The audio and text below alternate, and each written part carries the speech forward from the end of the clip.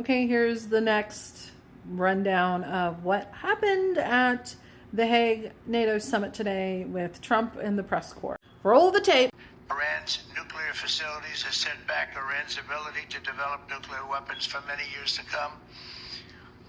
This achievement can continue indefinitely if Iran does not get access to nuclear material, which it won't. It's so sad that that whole thing had to go.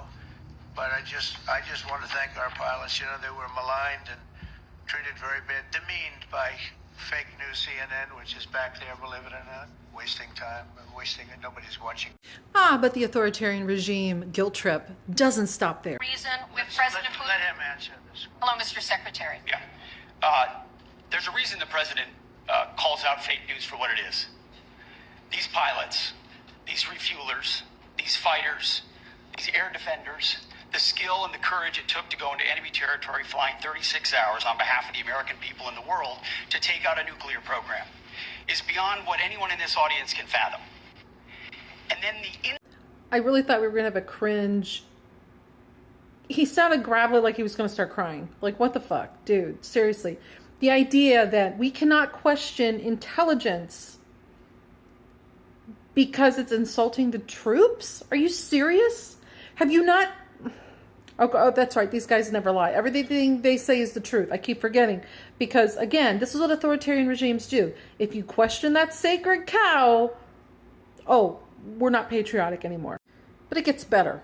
What do you see? This disgusting, like, chest thumping that he does next. It was so devastating, actually.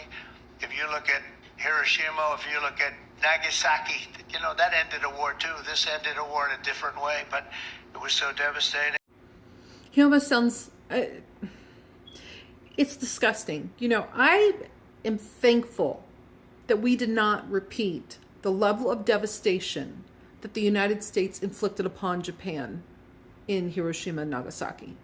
I am grateful it was not that severe. And to even try to equate it to that level of devastation is fucking outrageous. This man has no clue. He takes tragedy and acts like it's something we should brag about. And look, we almost did that again, or we did have that equivalent. It really reminded... We don't know.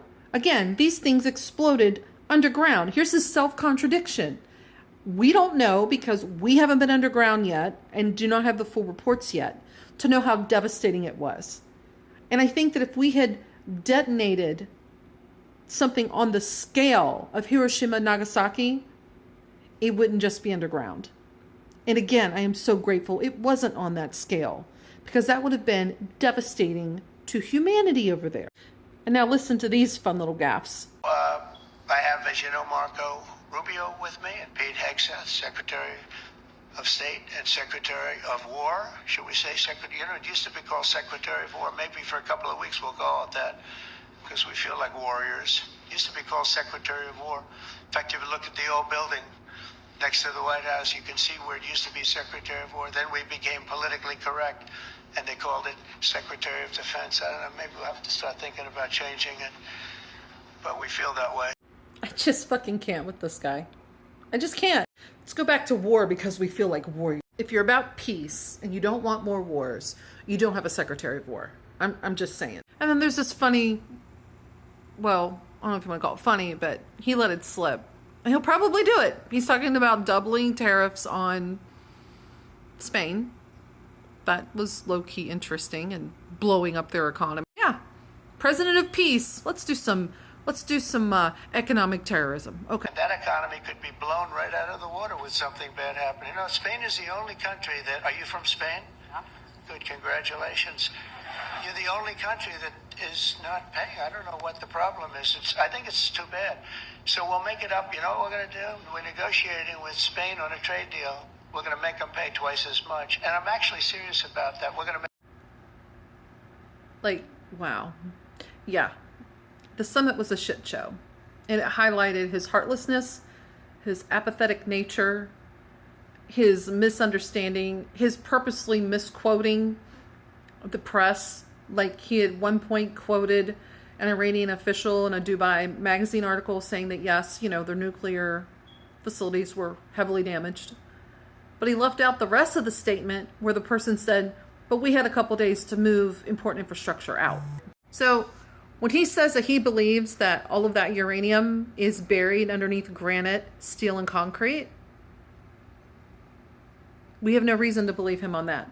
And then on top of that, he's not going to sanction Iran any longer. He's going to let them rebuild. Just like the way he's given Syria a break, you know, the T groups that took over Syria with Assad falling. Yeah, we're lifting all the sanctions from them to give them a chance.